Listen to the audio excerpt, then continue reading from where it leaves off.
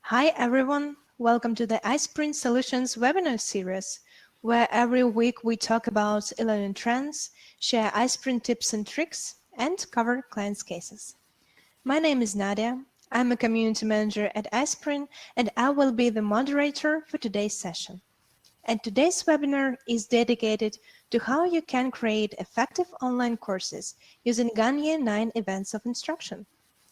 And to cover this topic, I have with me today Marina Arshavskiy, instructional designer, e-learning consultant, and author. Hi, Marine. How are you doing today? Thanks Hi, for I'm doing tuning in. well. Glad to be here. How are you? I'm amazing and very excited about today's presentation. And at this point, let me pass the mic over to you, Marine, to start the presentation. Thank you. Okay, so hello and welcome to How to Design Effective E-Learning Courses using Gagne's 9 events of instruction. So you're in the right place if you always struggle with creating e-learning courses that bring results and improve performance. If you know that you need to include interactive elements but don't know what types of activities are appropriate for your content. Also, if you're new to instructional design or just simply don't know how to organize all the content you receive from the subject matter experts or your clients in the most effective way, then you will definitely benefit from this presentation. So my name is Marina Arshavskiy. I'm an instructional designer and e-learning consultant, author of the Instructional Design for E-Learning book. I'm also a professional e-learning writer. I have more than 15 years of experience in instructional design and e-learning. And some of my credentials include I hold a master's degree in instructional design. I'm a Kirkpatrick's Bronze Level Certified Training Evaluation Professional. I'm also an e-learning consultant, and I was conferred with the Top 100 Leaders in Education Award. I'm the author, as I already mentioned, I'm the author of the Instructional Design for E-Learning book, the essential guide to creating successful e-learning courses that's being used by multiple colleges and universities in the United States right now. I'm also the author of the Agile E-Learning Development book and the creator of the Instructional Design for E-Learning program. So I'm here today because I want to talk to you about the process of designing successful and engaging e-learning courses that I use and find effective. Most instructional designers actually heard of Gagne and his 9 events of instruction. But today, I want to talk to you about how e-learning content creators can actually leverage these events to their advantage. So if you follow Gagne's process, you'll be able to create amazing e-learning courses, even if you're new to instructional design. So usually when instructional designers hear of Gagne, they immediately think that his approach to course design does not apply to e-learning. Well, even though his original method was created with it was not created with e-learning in mind, it was actually created for classroom training, but it can actually be easily adapted to distance education. And today I'm going to show you how. So please let me know in the chat if you know who Gagne is, if you've ever used Gagne's 9 events of instruction, or also let me know if this is completely new to you. Okay, so it looks like most people actually, some of you did hear about Gagne and some of you did not. So I can assure you that even if you know who Gagne is and if you've used his 9 events of instruction before, I'm sure that you'll find some useful information in this presentation as well. But if you haven't heard of Gagne, then you will definitely learn a lot from today's presentation. So Robert Gagne, before we actually get started, before we actually talk about his 9 events, I want to tell you just a little bit about Gagne. So Robert Gagne was an educational psychologist who pioneered the science of instruction in the 1940s. Gagne believed that there are several different levels of learning, and each level requires different types of instruction. Gagne created a 9-step process that detailed each element required for effective learning. Gagne's 9 levels of learning model actually provides a checklist that helps you ensure that you present a comprehensive and successful learning experience. His approach also motivates learners and helps them associate the topics covered in your course with what they already know. Another benefit of Gagne's approach is that it allows for trial and error. Learners are allowed to make mistakes and build on their past experiences. So Gagne's 9 events of instruction are comprised of gaining learners' attention, informing learners of objectives, eliciting prior learning, presenting the content, providing guidance, offering practice, providing feedback, assessing performance, and lastly, enhancing retention and transfer to the job. So let's start with event number 1, gain attention. So gain attention is his first event. You always want to start your course by gaining your learners' attention. This gives learners a framework into which they can actually organize the content that will be presented in the lesson. This instructional event is also used to motivate learners, which is very important in e-learning. Now, I want to be honest. Designing highly motivational learning experiences is the challenge that most instructional designers face. All learners have different goals, different desires and needs, so finding a hook that would keep all learners motivated is very, very difficult. And because there is no one size fits all here, creating a course that motivates all learners is nearly impossible. So when designing, consider motivation, goals, experience, and culture of learners, as these 4 elements play a crucial role in course development. Successful trainings are designed with this question in mind. So you always need to be thinking, what's in it for me or with them? You should aim to combine internal and external needs and motivators. So internal motivators arise from the sense of accomplishment people feel from learning something new.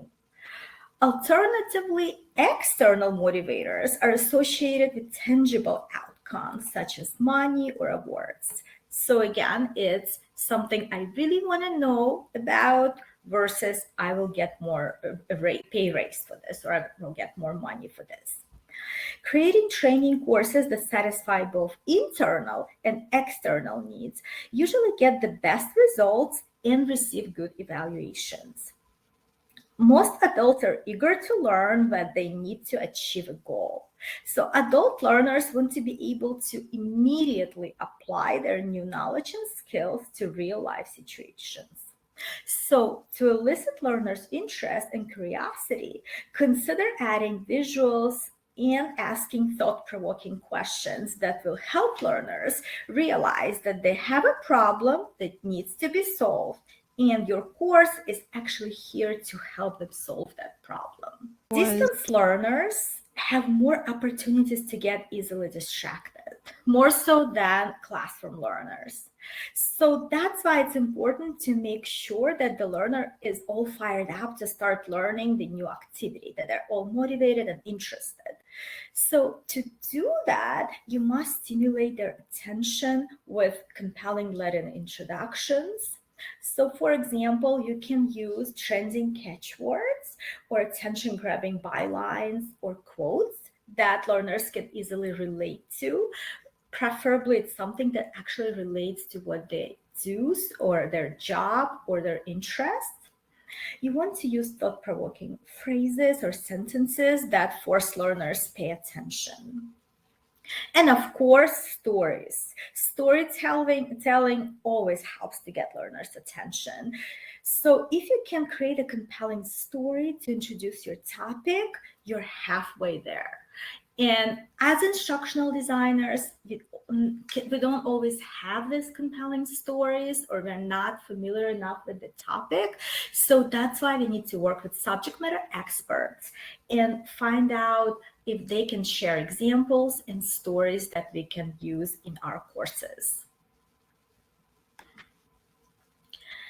Another excellent way to grab learners' attention is to show a video clip that's totally relatable and shows a problem right away. So people love movies, they know that. But when you show a video clip, be sure to make them short and to the point.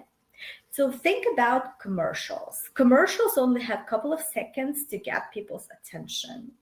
They're short and to the point, right? So, and this is exactly what all e-learning videos should be like.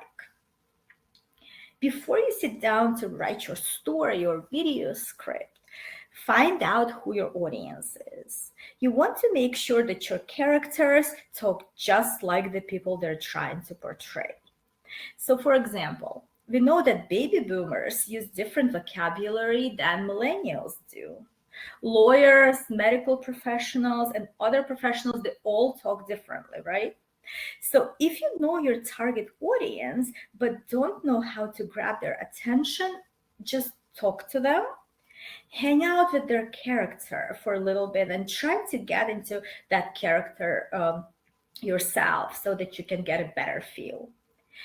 Go to places where your character hangs out, listen to their conversations, take notes of the vocabulary that they're using, and record your stories that way. You want your audience to fall in love with your character. You want to give learners a reason to want to take the course and hang out with your characters. In other words, you want to make your courses very relatable.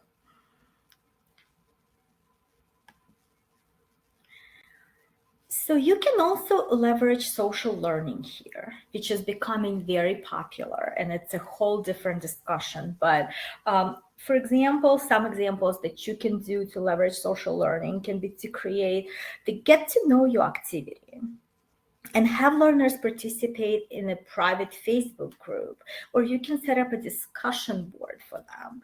The get to know you types of activities get learners interested, gain their attention, but they also bring their background and experience. So personally, I consider this first event very important because if you lose your learners at the very beginning, if they're not interested, if they're not motivated, then you will never get them back. And you know that it's very important for us to not just learn, but also retain the information. And if you lost them right there, then you probably lost the battle. So you want their full attention. And to get that full attention, you need to do a little bit of work at the beginning. So be sure you create interesting stories, interesting attention getters, and then it will become much easier. So now I have a question for you. Think about courses you've created in the past or the course that you're currently working on. How did you grab learners' attention, or how do you plan to grab learners' attention? And you can put your answers in the chat. Okay, videos, interesting presentations, anecdote, quotes, videos, again, okay, memes, I like that. Fun facts, storytelling, okay. Case studies, yeah, that's a good one. Yeah, nice imagery, excellent. Okay, videos, examples, ask questions. Okay, real examples, illustrations. These are all excellent examples. Yes, that's exactly how you grab people's attention. What's in it for me? Use questions that begin with "I wonder." Yeah, that's a great one.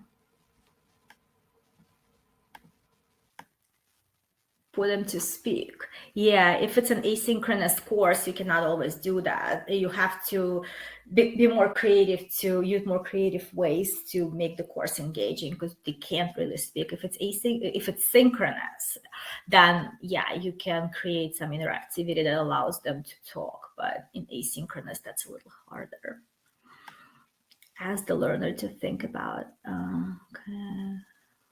creative thinking, knowledge checks. Yeah, these are all excellent examples.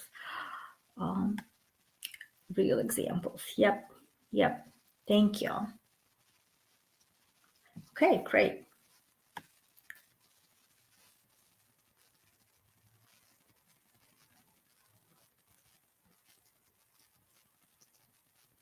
Okay, videos where people talk.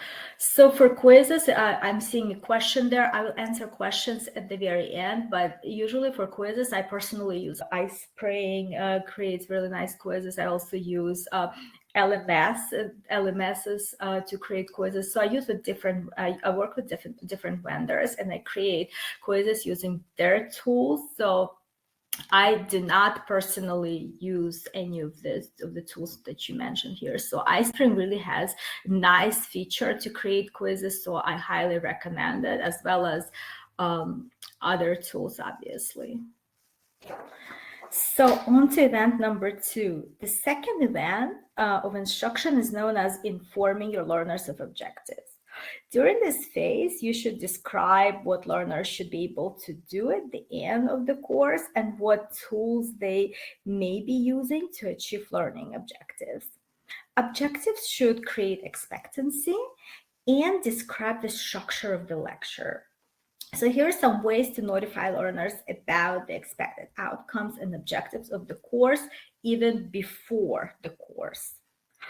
You can summarize course goal and content, or specify evaluation methods and criteria. So to ensure that your objectives are well written, you should use the SMART approach, and SMART objectives focus on the result rather than the activities and allow learners to measure their own success. This means that your objectives must be specific, measurable, attainable, relevant, and timely. To ensure that your courses meet the desired instructional objectives, you need to start mapping various elements of the course, such as modules, chapters, lessons, activities, assessments, to specific learning objectives. You can even consider adding estimated times for each activity so that learners will know how long it will actually take them to go through that activity, to complete it. So for each lesson module that learners will be exposed to, your mapping will offer an overview of competencies required, the topics to be discussed, and the activities to be performed. So since learning outcomes must be successfully demonstrated by the learner, you must establish unambiguous pass-fail criteria for quizzes, tests, assignments, and other individual or group activities. So typically instructional designers use classical approach to writing their objectives. As a result, the first element that learners see when they start a course is the objectives. So even though the purpose of objectives is to help learners focus on their learning experience, most learners do not like to read the objective list and they skip over it whenever possible. So because of this, the value of objectives is often diminished. However, if learners don't know the objectives, they cannot really benefit from the course either. The problem that a lot of instructional designers face lies in approaching learning objectives in the most interactive way possible while avoiding long and boring bulleted lists. So what can you do to actually turn your objectives into motivators?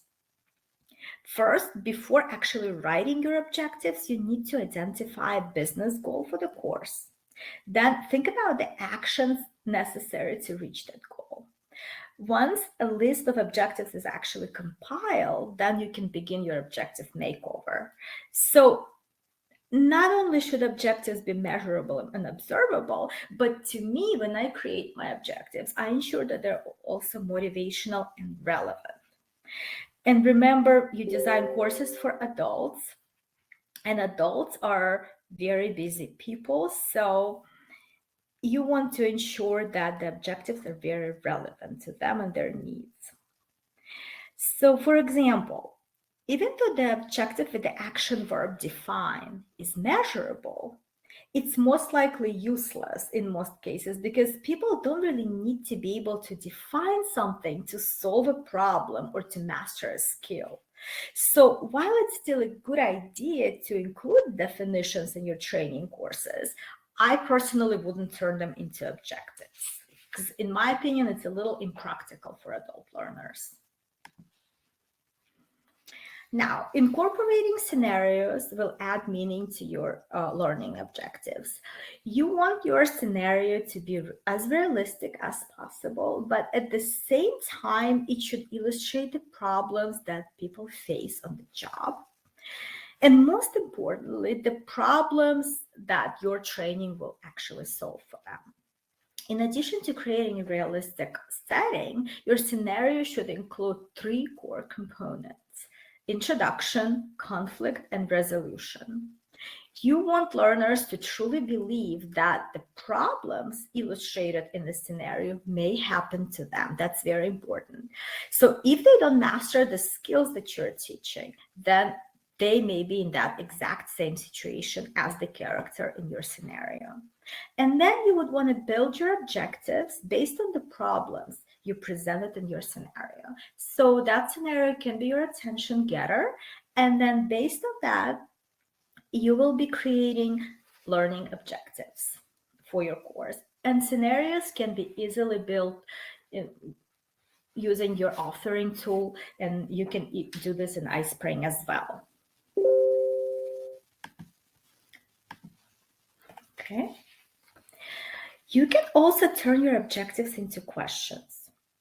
So for example, how can you tell if your supervisor isn't happy with your performance? Or let's say, so you just got out of a bad performance review. What would you do? Or have you ever received a negative job performance feedback? What would you do to repair your reputation? So you're asking thought-provoking questions, something that makes people feel that they're in that situation, and what would they need to do to get out of that situation? So the goal of the objectives is to help learners understand the benefits of learning the content in the course, as well as the risks associated with not learning it. Objectives that use the pronoun you instead of the word learner are definitely more personal as they speak directly to the learner. For example, saying by the end of the module, you should be able to is more personal than saying by the end of the module, the learner should be able to do something, right? So you're speaking directly to them, you're using you. Also, turning abstract concepts into real situations that learners will experience on the job adds meaning to your objectives. So to give you an example, so instead of saying, after completing this module, you should be able to describe the 4 stages of the ARCS model of motivational design, consider saying something like, after completing this module, you should be able to design motivational courses for your learners. This has a lot more meaning because at this point, people actually realize that once they complete the course or the lesson, they will know and be able to design highly motivational courses, as opposed to just saying that they will be using the 4 stages of the of a specific model. That means almost nothing to most people. So now, in the chat, could you please let me know if you've ever used some creative approaches to writing your learning objectives? And then if you can also let me know in general, what are your thoughts about learning objectives? How are they perceived? And do you always use them or not? So I have framed them as questions the learner has to answer before. Okay, okay, that's good. Oh, always have them for registration. You don't use them in opening. Okay, so like a pre-test and use actionable words. Learning objectives, very important because they'll come. Yes, they're important. Reverse Kirkpatrick. Yes, that's exactly it. Yeah. Quality matters design, objectives, majority of the time.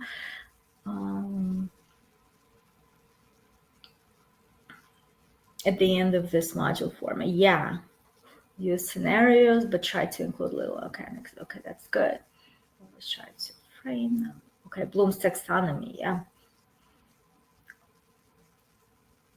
Yeah, get away from bullets. Okay.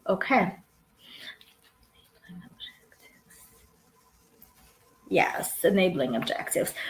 In my designs, I like to use both terminal and enabling objectives because I feel that both of them are very important. Bloom's taxonomy. Okay, thank you.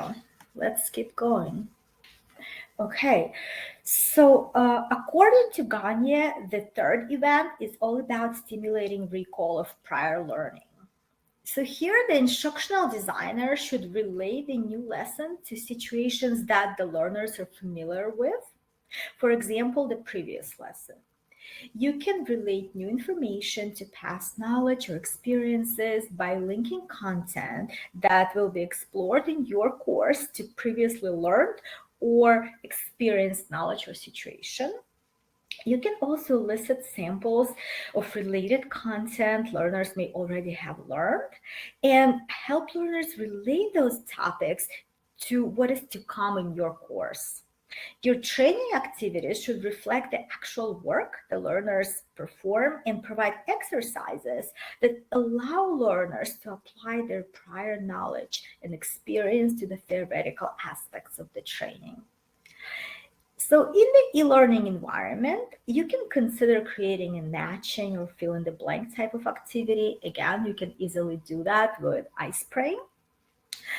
You can do something with terminology or concepts that you can that you want them to know, right? So you can stimulate recall of prior learning by having them like remember certain concepts that were again thought during the previous lessons. Since remember, it's important to understand that online learners, we're talking about online learners, mostly asynchronous here. So since online learners is separated from the instructor, making sure that the feedback is clear, it's very important. And we'll talk about feedback later on today. You want to make sure that your activities get learners thinking of what they should already know and what they will be applying to the lesson, to the new lesson that you're teaching. So some ways to stimulate recall of prior knowledge include, again, asking questions about previous experiences or recalling events from previous lectures. You may also consider having a discussion board or even a Facebook group again, with a focus on relating the previous topic to the current topic. Another approach would be to create a Facebook group dedicated specifically to your course, and then have a discussion group separately. And then you can combine two of them, both the Facebook group and the discussion board. And you can talk to your learners there that way. So before we move on to the next event, it's important to keep in mind that according to Gagne, there are 4 events that are actually connected to each other, and they're presenting the content, providing learning guidance, eliciting performance, and providing feedback. The reason they're connected together is because you can't have the content without the assessment or feedback. The fourth event is presenting the content. At this point, you should describe the key points of the lesson using a variety of techniques. Try to add variety to the format to keep the learner's attention and increase comprehension of the material. Make sure the content is segmented with measurable goals following each section of your course. So video and storytelling can help here too. As you present your content, be considerate of multiple styles. And while many people believe that learning styles is a myth, I still like to ensure that I address auditory, visual, and kinesthetic learners in my courses. And here are some ways to present your content based on the information that you're trying to teach. So if your content has a lot of dry facts, theories, and procedures, then definitely consider including scenarios, case studies. And my favorite one for dry content is simulations and completion games.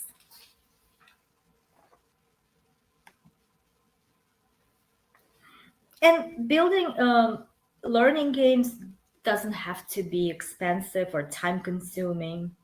It's all about the way they're written and the tools that you're using. So again, if you're using iSpring, you can easily think of a creative game to present your learners with, and actually you can use the games for any event, instructional event, Gagné's event. So that would be really helpful, and ideally you would work together with your subject matter experts, and they would help you design, create the content for the games, and then you will be designing the game around it. Provide guidance is the fifth event. So at this point, the instructional designer should present the lesson in small steps, leading from simple to complex. It's important to begin the lesson with easy to understand information and then add more difficult concepts as the lesson progresses. This gives learners an opportunity to build on their knowledge, and then as a result, they'll understand the material better and of course, retain more content, which is our ultimate goal.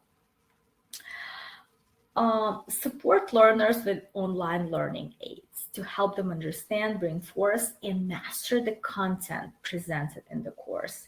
You can provide activities that include rubrics and state clear expectations. Ensure that your activities demonstrate principles in action.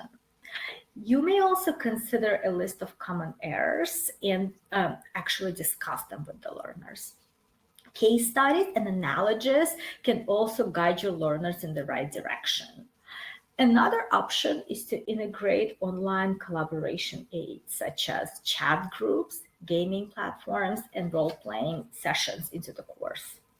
For example, you could offer step-by-step instructions and then have learners complete the activity in a private Facebook group or discussion board and ask them to work together using the instructions you provided in the lesson. Okay. So you can provide guidance to your learners by including relevant examples, case studies, graphics, role plays, storytelling, analogies, presentations, and then consider including short check your knowledge activities after each short lecture or presentation.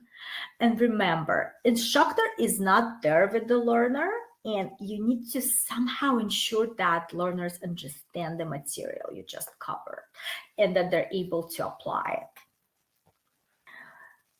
Okay, build in hints to help learners understand different concepts. For example, you can put a question mark or you can do a hotspot, and you can put them next to very difficult, complex concepts. And when learners actually hover over that question mark or the hotspot, they see additional information and additional examples about that particular concept. Event number 6, elicit performance. And here you should involve learners in discussion and questioning to confirm that they have what they actually have learned. And you want to make sure that they understood and are able to apply and retain the material.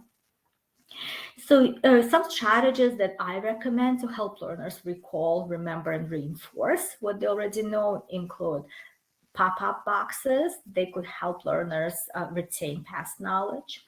You could also provide quick review tabs or access to online repositories to help learners recap the information. I personally like to offer an option for lessons to be repeated or reviewed. Um, Short quizzes could force learners to recall prior knowledge as well. And of course, I try to integrate real world examples as part of the content. So again, working with subject matter experts is imperative here. So we know that most people learn best by doing things. The expectation in this event is that your learners are now able to apply newly acquired knowledge with very little guidance. So they should be able to do it themselves. To help with performance elicitations, you can ask learners to recite, revisit, or reiterate the information that was covered. Also, I find that simulations work very well here as they allow learners to practice in a very safe environment. You may also consider designing decision-making scenarios based on the problems that your learners encounter in real life. And this will give them an opportunity to practice, and at the same time, they will be able to test their understanding of the material. So they'll know if they need to go back and review. So let's recap. First, you added a hook to your course and grabbed your learners' attention. Then you informed your learners of objectives in a way that made them realize the need for taking the course and the importance of taking the course.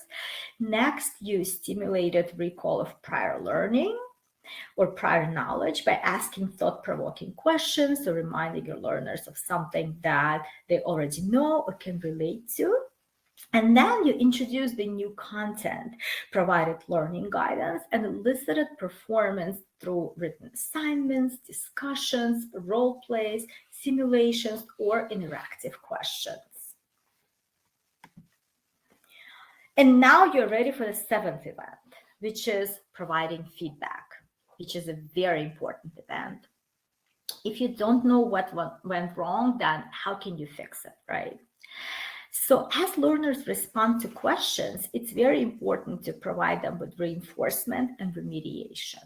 As you plan your courses, you can plan to include automated means for learners to assess where they stand, and by providing confirmative feedback, corrective feedback, remedial feedback, informative feedback, and analytical feedback. Let's talk just a little bit about each type of feedback. So confirmative feedback is basically acknowledging that the learner has completed the required tasks, such as quizzes, assessments, or just assignments. Corrective feedback has to do with telling learners where they went wrong and why. Providing corrective feedback is very, very important as it allows learners to progress towards their goal and tells them whether they have grasped the content from the course. Feedback also shows learners the part of the course that they need to review. When providing feedback to learners, it's important to ensure that the overall tone is friendly and supportive, even if the question was answered incorrectly. So it's important to craft your feedback statements carefully. And now I want to talk a little bit about some of the other recommendations that I have for corrective feedback. And so first is the so-called, the way I write my feedback is I do it in 3 different ways, and I'm going to share these ways right now. So hopefully you're familiar with some of these ways, and if not, then you'll learn something new. First is the so-called, it's the feedback sandwich approach. And this is the approach where feedback providers start with positive comments about the participant's performance. They sandwich in negative feedback and then close with positive comments at the end. And the next is the chronological feedback approach. In this approach, instructors enumerate their good and bad observations in chronological order, enabling learners to get a sequential picture of how they did throughout the course. And then lastly, there is a clinical education approach. And this is more of a learner-centered approach for delivering corrective feedback that uses a conversational technique to produce goals and action plans as a result of the feedback provided. So it depends on your content and your client and the course you're developing. Obviously, a lot of the things need to be taken into consideration before you decide on the type of feedback you'll be providing. And I also want to show you how I like to structure my feedback statements. So most of my feedback statements are composed of the following 4 parts. First, you acknowledge the learner's response. For example, that's correct or that's incorrect. Then you state the correct response. For example, the correct answer is true. Note that this statement should only be included if the learner chose the incorrect response now. Then you repeat the correct response. So instead of saying the correct answer is B, I usually say, I just basically repeat the entire question. For example, that's how I do it. The correct answer is B. Instructional designers create prototypes during the development phase of the EDI model. So I kind of restated the question. And finally, you want to explain why the response is correct.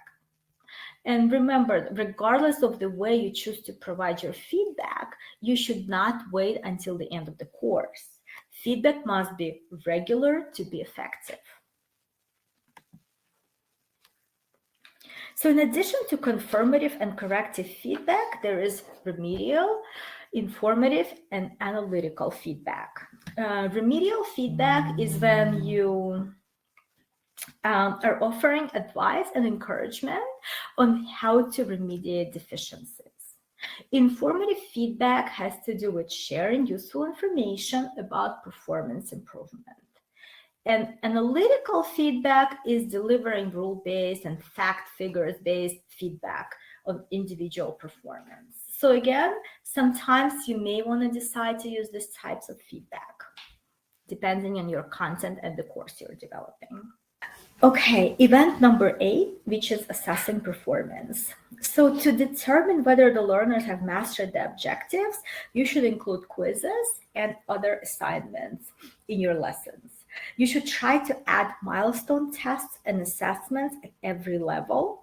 Pre-testing could help learners find out how much they already know and whether or not they can or should skip certain sections of the course, or maybe they just need to concentrate on specific topics. Then post-testing should confirm whether learners have learned a specific content set. You want to use online quizzes, you can do word games, multiple choice questions, as well as text-based answers to assess learners' understanding of the topic. And again, if you want to make use of your private Facebook group, you can come up with some fun ways to assess learners there too. For example, you can have them read an article or watch a video and then answer the questions in a group, or as part of the discussion board, you can also ask questions there. So as you assess performance, keep in mind that effective test questions must cover the objectives of the course. They must be valid and reliable. They must have correctly written stamps. They should include appropriate distractors, and they need to provide constructive feedback. Okay, and the last event of instruction is all about enhancing retention and learning transfer.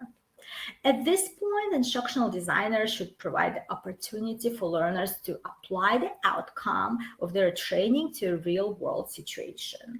For example, they might give learners some type of realistic assignment or provide a desk guide that learners can refer to at any time when they perform the tasks presented in the lesson. Instructionally sound courses should help learners translate that knowledge that was provided in the course into the real world situations. So here's the ways to accomplish that. Get learners to map content that they learned to their everyday life activities. Make learners think of specific work-related situations where the new knowledge can be applied, and provide simulated examples like what-if scenarios and gaming situations that require learners to respond with new knowledge and skills learned in the course. And regardless of the format you choose for the job aid or reference guide, it should include only the must-know content. Use easy to understand short descriptive words and incorporate simple, clear, and visual appealing graphics. While it's not always possible to create job aids to meet the needs of all learning styles, that most learners actually do benefit from visuals. So consider including highlights, boxes, and arrows that emphasize the text. And there is no standard size for a job aid. It can be just 1 page in length or 50 pages, depending on the content or procedure it's trying to cover. So it's not a one size fits all. And there are many ways to make a job aid part of your e-learning course. It can be embedded into the lesson, it can be added as a PDF, as a Word, or it can be made available as an app. Okay, so the 9 events of instruction is an excellent framework for any lesson, but although these events have been presented today as a sequential list, and that's how Gagne created them, in reality, the events will likely overlap. So rather than trying to implement each event independently in linear form, online content creators should actually look at incorporating these events throughout the course. So more iterative or circular fashion. For instance, depending on how your course is structured, you may want to involve involve the principles behind the event. Number one, like gain attention at several points throughout the course rather than just at the beginning, right? So you want to do this again and again to ensure that they're actually paying attention and that they're still staying interested. Okay, so this is the Gagne's 9 events of instruction. Again, all the steps. So now you know how to create effective e-learning courses using Gagne's 9 events of instruction. And if you follow the process we just covered, you'll be able to create amazing e-learning courses, even if you're new to instructional design. But as I always say, instructional design is both a science and an art. It's a science because it's based on learning theories, and it's an art because of the all creative processes involved in course design. And besides, all courses are different and there is no one size fits all. So to truly succeed as an instructional designer, it's important to understand the science behind the art. I also invite you to join my Facebook community where I share valuable and up-to-date tips about instructional design, e-learning, and basically all things course creation. It's called the Instructional Design Success Group, and I'd love to see you there. And now, if you have any questions, I'm here to answer them. Question is from Noobs. How have you applied Gagne event when creating virtual live training? So one question is when you say virtual live training, you mean synchronous in the synchronous environment? If that's the question, and I assume that's the question, then you can use very similar types of activities. And the only thing is that you have access to your learners there, so it will make it a lot more interactive. So I still, one of the recent programs Very that I've much. created And we have questions. for the synchronous environment, I did use mostly all 9 events. I did start with an attention getter. I did show them a short video. So even though they're live, and they can actually see me, I still show them a very short video clip. We discussed the clip. I created my objectives around that video clip. And then right after that, I went into the presentation of the content. As I was talking about objectives, though, I did cover a little bit about their prior knowledge and how much they already know. And so we kind of had a discussion about it as opposed to creating an activity. So when it's asynchronous, it's a little harder because in the synchronous environment, you can actually talk to people. But still, I did provide a lot of handouts. I provided feedback after each of my activities. And we did have some quizzes. And again, I did provide feedback and we discussed the questions that were covered. So there was a lot of discussion going on. I did have a separate discussion board. I personally feel that you cannot leave your learners hanging. So you do need to have some type of a discussion board or a forum. And that's the same thing that I have in my own program, because I want to be able to answer the questions that people have. Also, that discussion board that I've created for that synchronous course, it allowed learners to post their answers to activities, to the interactivity that we worked on, the two different scenario situations, quizzes, and they were able to interact with each other, which was also a very valuable experience. I hope that answered the question. The next question is from Muhammad. How can we create games on our courses for young learners? Something to motivate the extrinsically motivated students.